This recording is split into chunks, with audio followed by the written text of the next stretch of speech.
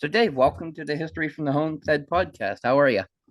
I'm doing great. How about yourself? I'm doing good. So, today I think it's going to be fun and special because this is actually our now 10th episode. Oh, wow. So, yeah, we're steadily growing. But today we're going to talk about roller coasters, amusement parks, which sounds weird to talk about it around the Christmas season.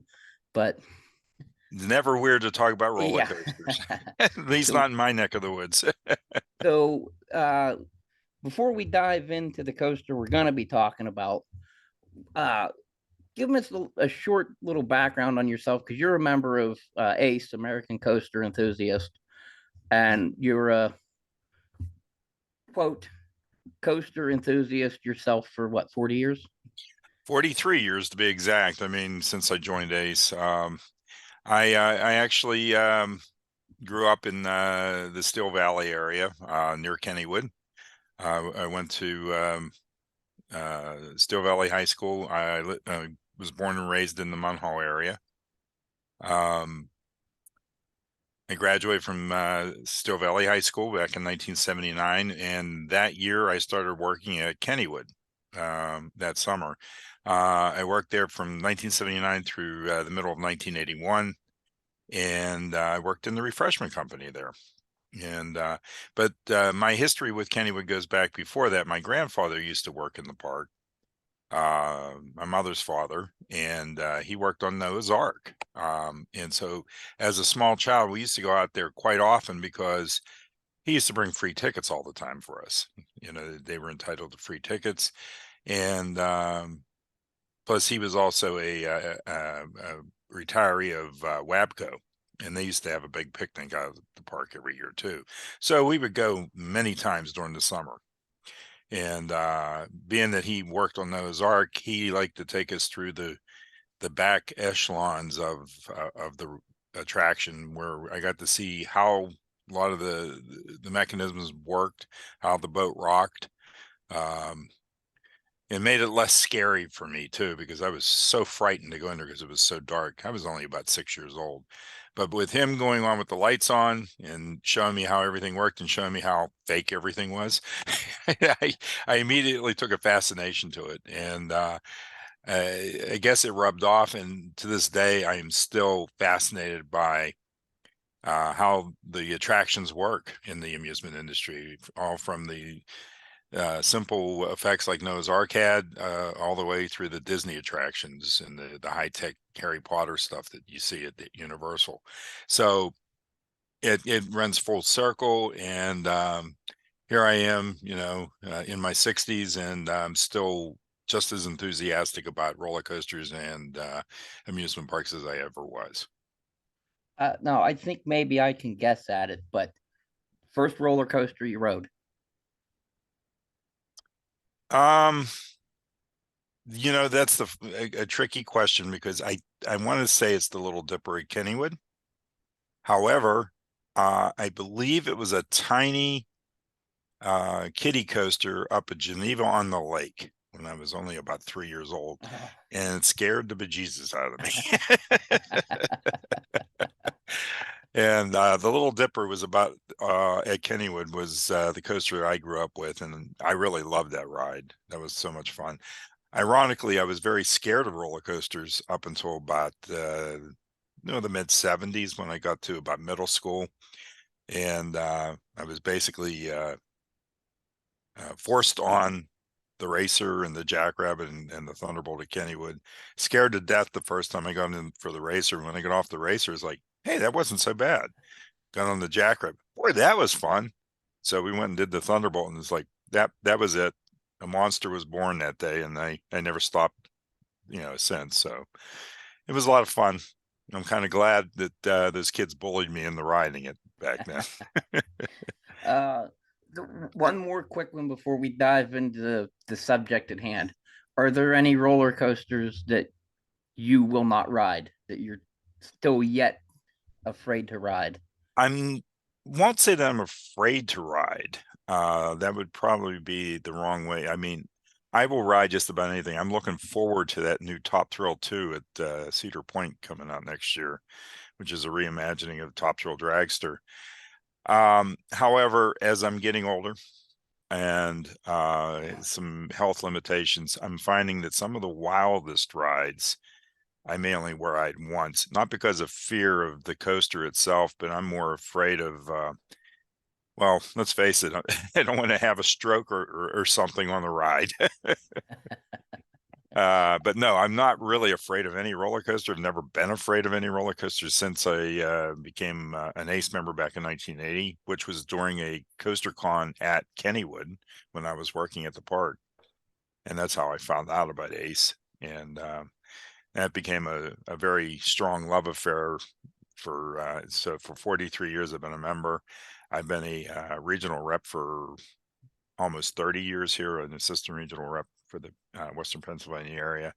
And I've been the historian for ACE since 2008. So, And we're gonna hear a bit more about Ace here in a bit, but we'll dive into the subject at hand now, which is the Leap the Dips coaster at Lakemont Park in Altoona, which, as far as we know, is the oldest operating roller coaster in the world. Yes, it is definitely the oldest operating roller coaster in the world. It's also the oldest standing roller coaster in the world. Leap the Dips had a very roller coaster history, we can say. It wasn't the park's first roller coaster, surprisingly, even though it's the oldest one in the world. There was actually a coaster that predated it. And if I check my notes here, it was a small coaster that was called the Gravity Road Roller Coaster that opened in when the park did in 1894. And then it burned down in 1900. They had a series, excuse me, that was in 1901. The carousel burned in 1900 and the coaster burned in 1901. So they had a bad stretch of fire back in the early days of the park. But that was not uncommon. I mean, there wasn't modern fire safety protection on rides and buildings back then. So fire was probably the most common threat to amusements. Even Coney Island suffered from many fires back in the early days. Dreamland, probably one of the most famous amusement parks that opened in Coney Island, burned to the ground within I believe in like 2 years after it opened. So fire was probably the number one threat to amusement parks back in the day. So they built another roller coaster, this one from the E. Joy Morris Company, back in 1902, and it was a pretty typical standard figure eight roller coaster, and which they called Leap the Dips. There really wasn't anything spectacular about the ride, and it goes a blazing 10 miles an hour at its top speed. It was pretty standard type ride for the era. There was hundreds of these coasters built all across the country and around the world. And it was a side friction roller coaster, which means that it sat in like plywood sides, or not plywood, but wooden track on the sides as well as underneath the ride. So the car, when it would traverse the small dips on it, can actually be, it can leave the track, so to speak, like a few inches on some of the wilder portions of the ride. I mean, it's still safe because it's not real aggressive, but certainly a ride like Jackrabbit, which opened in 1920 at Kennywood, was one of the first under friction roller coasters built by John Miller, who invented the upstop that would go underneath the wheels that would lock the roller coasters to the track. And that's why you can get that tremendous double dip on the Kennywood Jackrabbit and not have to worry about the car flying off the track. It's locked to the track. Leap the Dips, if you did that on there, the car would go flying across the ravine probably. So it was it's a very older technology. It was basically they just roll it down like a trough of track is the best way to describe it. I see. So I didn't know. I was gonna ask you how those worked. I didn't know. I tried to look, but and Well, these there's were wheels on the sides of the cars, and that's what got their guide wheels to yeah keep with the boards that run alongside the track, and that's the guide boards that keep you on the track. yeah But when you go over the little dips, you'll feel the car, mainly in the front, pop up, and it's actually leaving the surface of the track like an inch or so. It's not dangerous. It's quite safe. It's designed that way. But obviously, the coaster is not extremely thrilling either. I mean, you don't have 200 feet drops and and loops and everything else that come today in today's roller coasters. It's a very mild ride, but still a fun ride. I mean, and I encourage anybody that's even remotely interested in the history of roller coasters to go to Lakemont Park in Altoona. It's an amazing piece of history, and this is how all roller coasters were built back in the day. yeah. And this is the last one. And now it's funny to think in terms of what we know. It was not wild at all per se.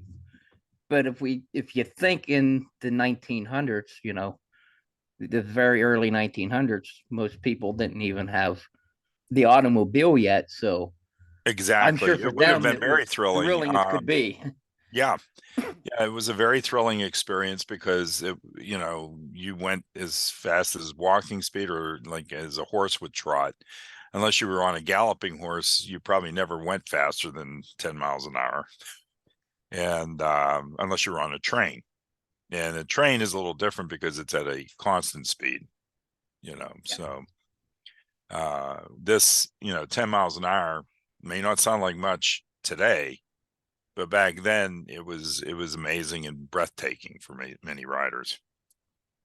And plus, as you said, you go over, well, hence the dip's name. You go over the track and actually kind of leave the track, and You actually leap it's the dips, I so to mean speak. that's Yes. yeah.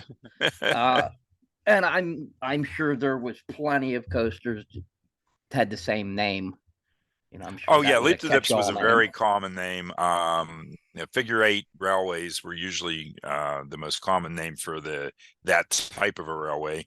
Uh, uh, they were also known as Gee Whiz, Dip the Dips, or Dip the Dips, or Kennywood had one. It was called Gee Whiz Dip the Dips. It's also known as the figure eight toboggan. They went by many names, just like roller coasters do today, but not as inventive as we have today, not as trademarkable either. Yeah. I mean, it's a big business now in in the amusement parks, where they sell T-shirts and many other things with the logo on it. So, Yeah, that's you bring up a good point there. We think about, roller coasters today that are built by roller coaster companies.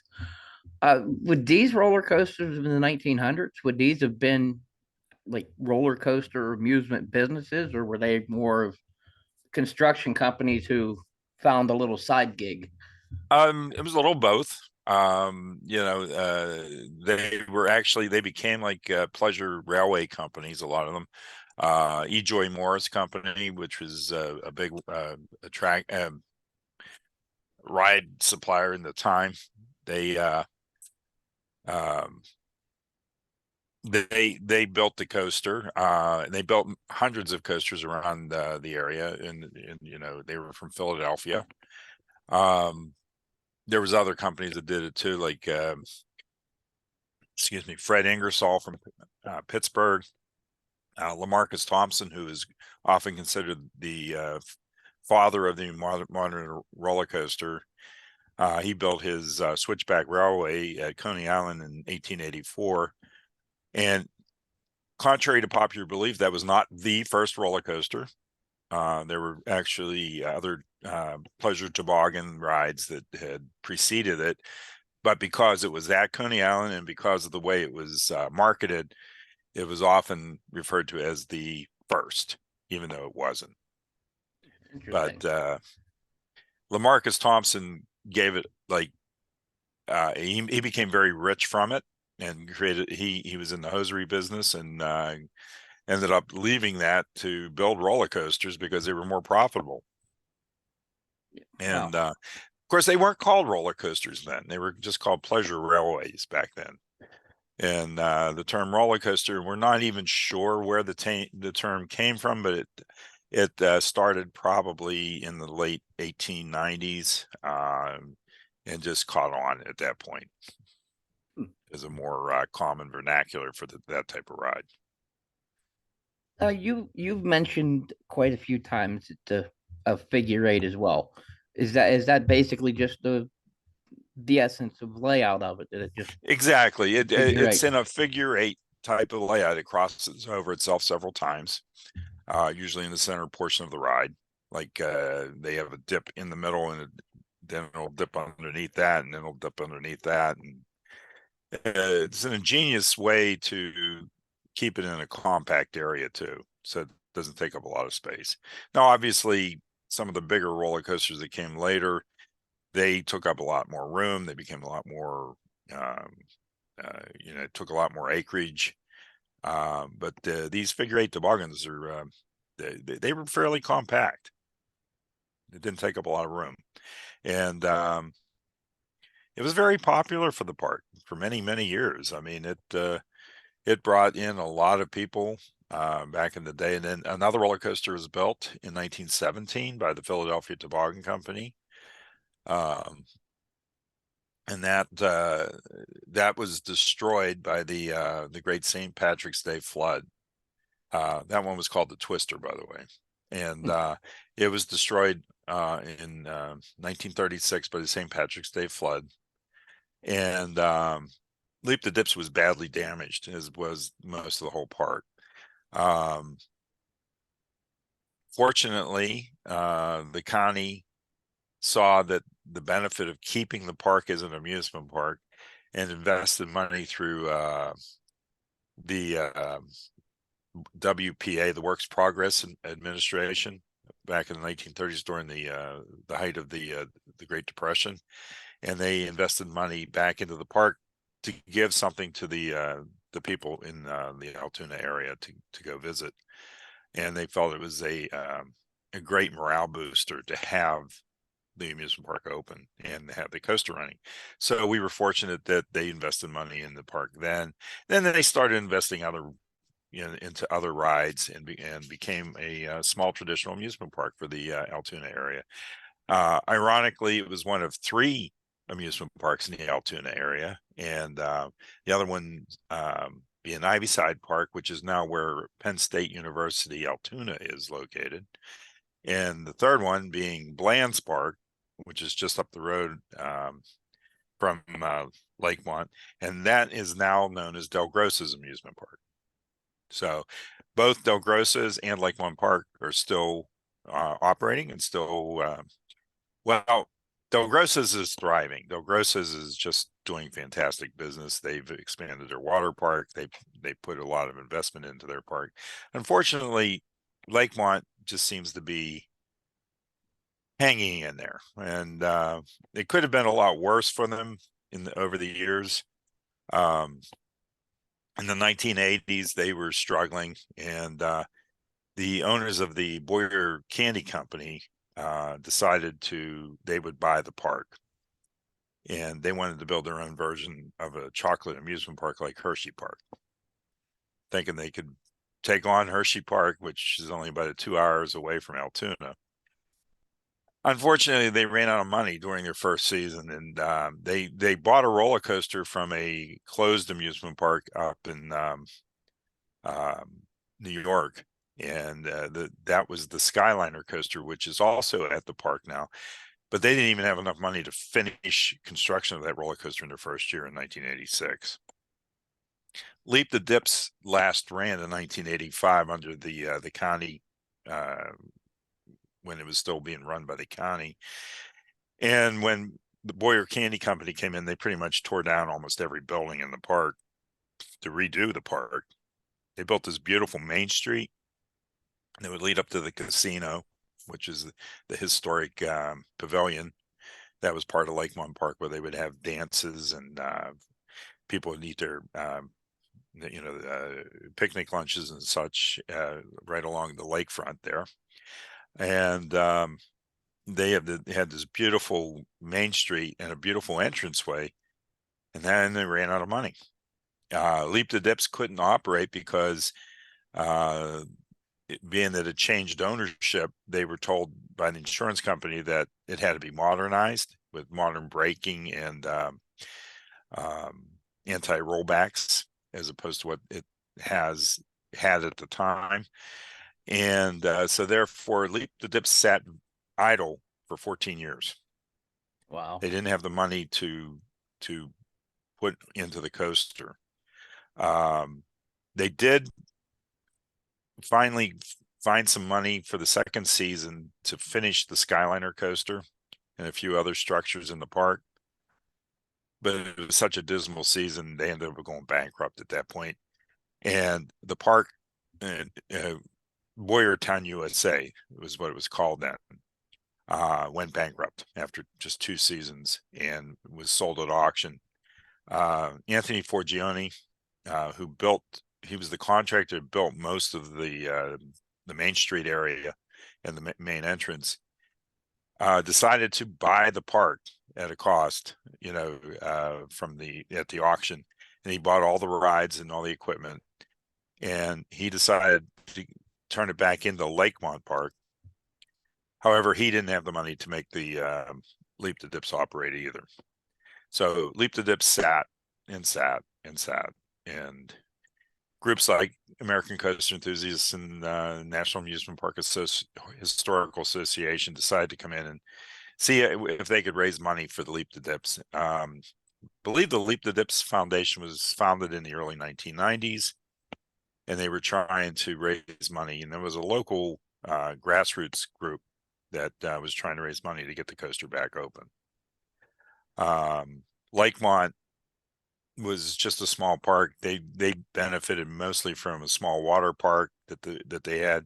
They had go-karts, and then the Skyliner coaster, which did eventually open, were their main attractions. They did have a few other major amusement rides in the park, such as a pirate ship and circle swing and the typical carnival type rides you would find in a small town amusement park. But the operation was just mainly breaking even year after year, and they just didn't have the money to invest in the coaster. In fact, they were looking to possibly tear down the roller coaster at one point because of being an eyesore. Excuse me. And that's when they decided that, with the grassroots group, we need to save this coaster. We don't want it torn down. We want it to come back. We want it to operate again. And the American Coaster Enthusiasts was one of the groups behind that. We raised money. Other groups raised money.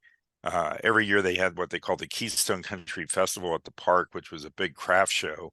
And we would operate a table in front of Leap the Dips, selling raffle tickets, pickets for a fence. You could put your name on, and you would get your name put on a picket around the coaster.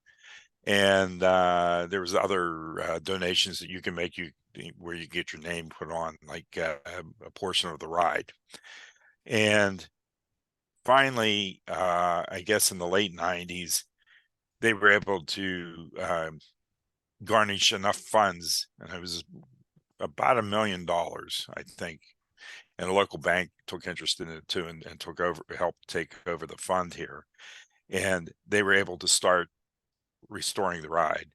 And the ride officially reopened Memorial Day weekend of 1999. And it's been running mainly consistently since. It was down for a few seasons due to the fact that the park closed in 2017 and 18, or excuse me, 2018 and 19, due to they were downsizing the park. They sold off most of their rides except for the coasters and a few permanent rides like the train and the antique cars. and they converted it into more of a family type park, like a picnic park, where they had basketball courts added, miniature golf, batting cages, and it became more of a focus of a family picnic park as opposed to an amusement park. But it was a family picnic park with amusement, a few amusements thrown in. And fortunately, unfortunately, I should say, the pandemic hit in 2020, and a lot of parks could not open.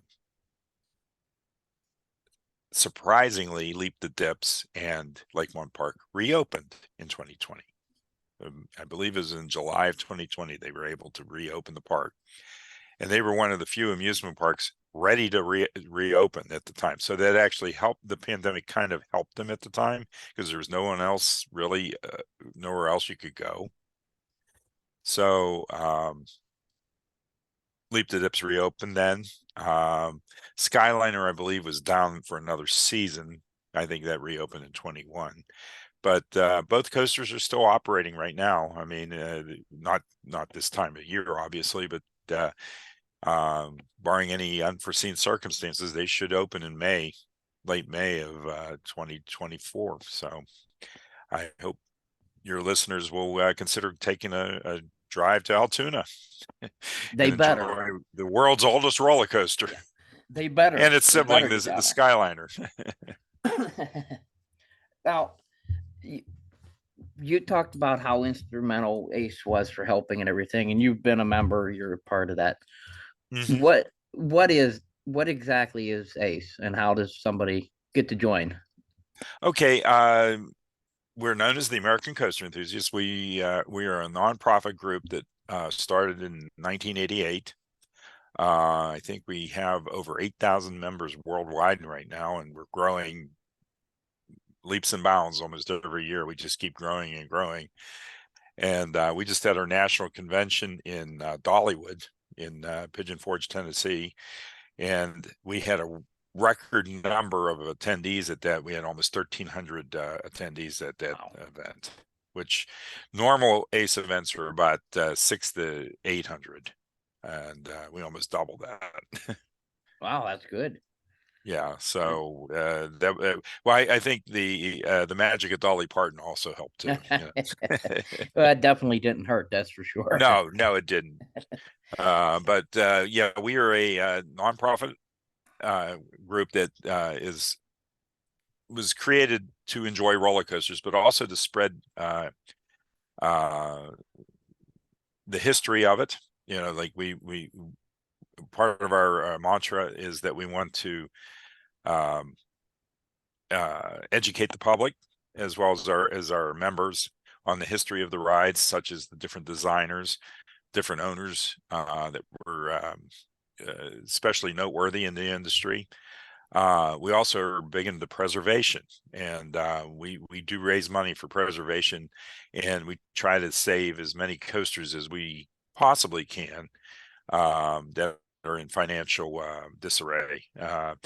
Our biggest success story was outside of Leap the Dips was the Giant Dipper in San Diego, California, at Belmont Park. That park almost died. It closed in 1976, and that coaster was left to rot. And it was a beautiful coaster built by Pryor and Church in the 1920s, and it just sat there rotting away in the gorgeous San Diego area of Mission Beach. How could something like that even?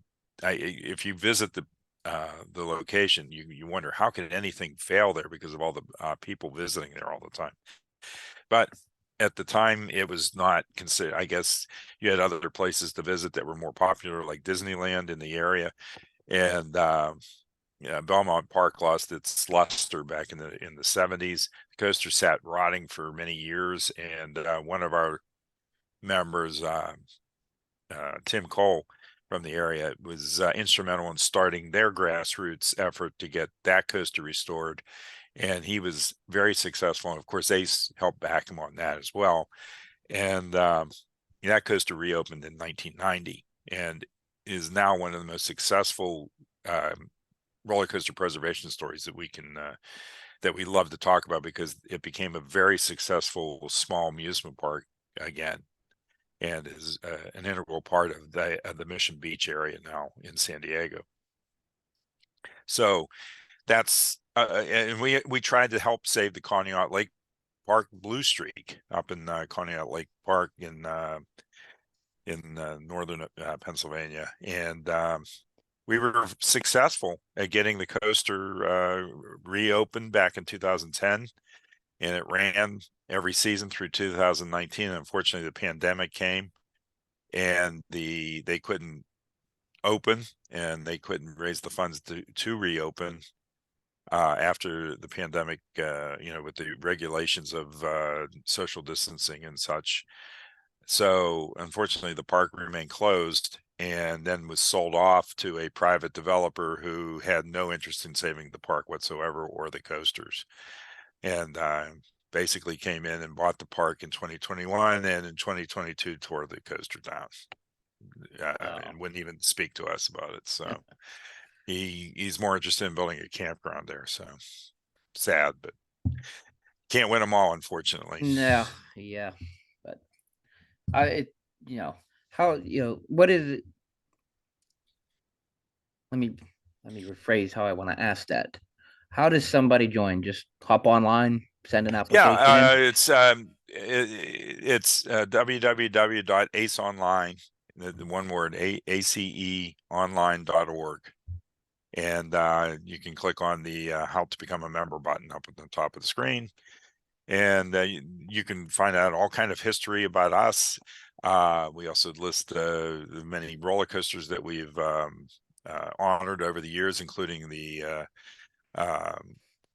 roller coaster landmark plaques, which I'm a part of presenting in writing the information on those plaques.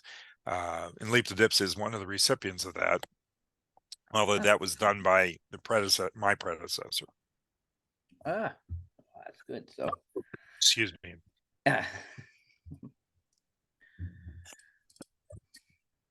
I got that tickle from a cold. that's right.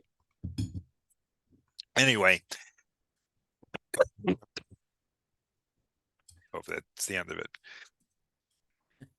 Anyway, going forward, yeah, we like to present roller coaster landmarks across the country, and now we're starting to branch out to international amusement parks in Europe, and we also have one in Canada, and we had one in Mexico. Unfortunately, it was torn down just a few years ago.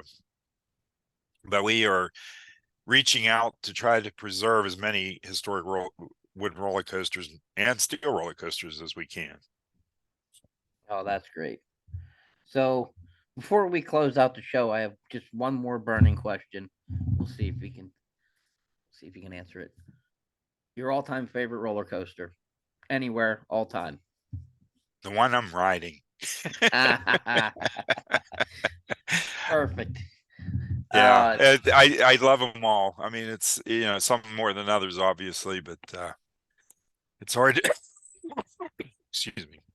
It's hard to have a favorite coaster. I love them all. I mean, I just love roller coasters. I mean, and I will go out of my way when we're traveling, even if we're not doing a roller coaster trip, we will try to go out of our way to ride at least one or two roller coasters in the area. We're visiting a new park that we've never been to. My son and wife just recently went to Utah to go visit some national parks, but they had to stop at Lagoon Amusement Park as part of one of our ACE conferences that we have there. That's another thing that we do too with ACE, is we have big conferences and conventions several times a year, and where our members meet, and you get to meet other people like ourselves. And if you're like into roller coasters and you have a strong love of them like we do, you'll fit right in. And we even have some people that are not real strong roller coaster riders, but they love the camaraderie of it all, because we love all aspects of the amusement park. I mean, roller coasters, of course, being the primary focus of our organization. But we love carousels and dark rides and flat rides and spinning rides and kiddie rides. It doesn't matter. We love them all. And it's, let's face it, what is more enjoyable is to like relive your childhood by going to an amusement park. It does. It takes you back when you were a child, and we all become kids again when we're in the amusement park. So I agree. it's a I lot of agree. fun. Let's face it, there's a lot worse things out there. Yeah, You yeah, know? exactly. Exactly. And you get a natural high as opposed to a being on drugs or something of Yeah, an that nature. artificial one. Right. So there for my followers. You heard the guy. Go check out Ace. Join if you want to. Check it out. See what to do because your Yep. money goes to help preserving Yeah, and you rides can and get as parks all involved over. as you want. I mean, there's no requirements. You can come to events, or you can just sit back and enjoy our periodicals that we you get a magazine 4 times a year, and or you can get an online magazine if you'd like, or you get the online newsletter instead. Um, but there's several different levels that you can join at. And there's also you can get as involved and not involved as much as you want. But I think once you attend one of our events, there's no turning back. It's a lot of fun. So, Dave, I thank you very much for your time about this. This was a lot of fun to talk about. Yeah, I mean, it's I'm also a history buff, and not everything is um, the most. Yeah, it's not as entertaining. A lot of it is somber when you look at history, but Yeah, that's I've tried to this one is not. exactly. That's why A this lot was more fun. a lot more fun to do. Yes. So I thank you very much for the time, Dave. I really do. All right. Thanks again, Thomas.